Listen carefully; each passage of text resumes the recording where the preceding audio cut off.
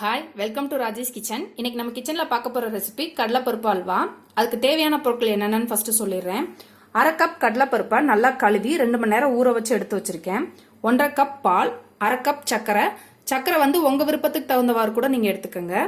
தேவையான அளவு நெய், தேவையான அளவு முந்திரி பருப்பு. இப்போ எப்படி செய்யறதுன்னு பார்க்கலாம். ஃபஸ்ட்டு நம்ம கடலைப்பருப்பை மிக்சி ஜாருக்கு மாற்றிக்கலாம். இதில் தண்ணி நிறையா ஊற்றாம தண்ணி லைட்டாக தெளித்து நல்லா வலுவலுன்னு அரைச்சி எடுத்துக்கோங்க.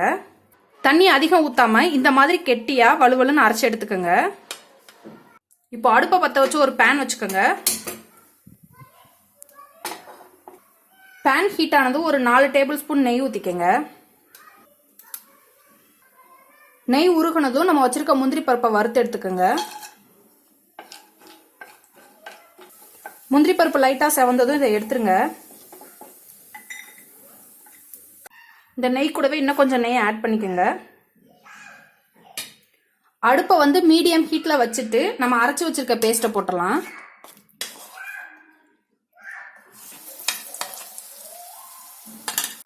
இதை நல்லா வதக்கி விடுங்க.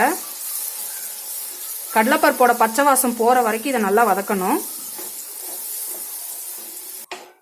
அடுப்பு மீடியம் ஹீட்லயே இருக்கட்டும், இல்லாட்டி அடி பிடிச்சிரும் சீக்கிரம்.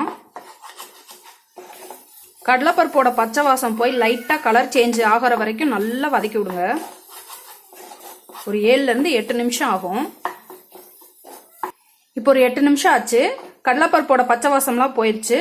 நம்ம வச்சிருக்க பாலை ஆட் பண்ணிக்கோங்க.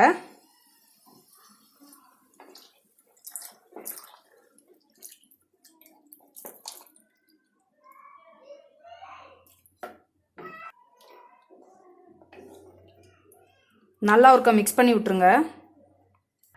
நான் இன்னைக்கு காய வைக்காத பால் தான் எடுத்தேன். நீங்கள் காய்ச்சி யூஸ் பண்ணுறதா இருந்தாலும் யூஸ் பண்ணலாம். எந்தவித கட்டியும் இல்லாமல் நல்லா கலந்து விட்டுருங்க. இப்போ நம்ம வச்சுருக்க சர்க்கரையும் ஆட் பண்ணிக்கோங்க.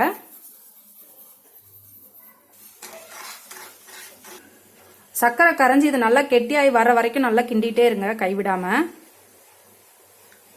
நான் இதில் லைட்டாக ஃபுட் கலர் ஆட் பண்ணுறேன். உங்களுக்கு வேணாட்டி நீங்கள் விட்டுறலாம்.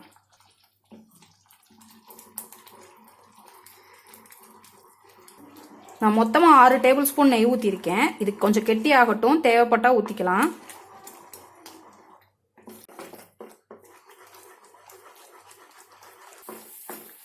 ஓரளவுக்கு நல்லா கெட்டி ஆயிடுச்சு. இந்த ஸ்டேஜில் நம்ம வறுத்து வச்சிருக்க முந்திரி பருப்பை போட்டுருங்க. கூடவே கொஞ்சமாக ஏலக்காய் தூள் சேர்த்துக்கோங்க. நல்லா வாசமாக இருக்கும். ஒரு 1 டேபிள் ஸ்பூன் நெய் ஊற்றிக்கிறேன்.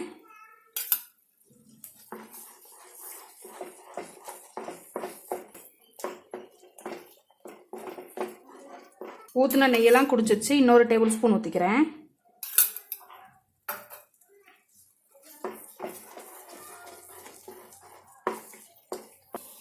நம்ம ஊற்றின நெய் சைடில் பிரிஞ்சிட்டு வருது.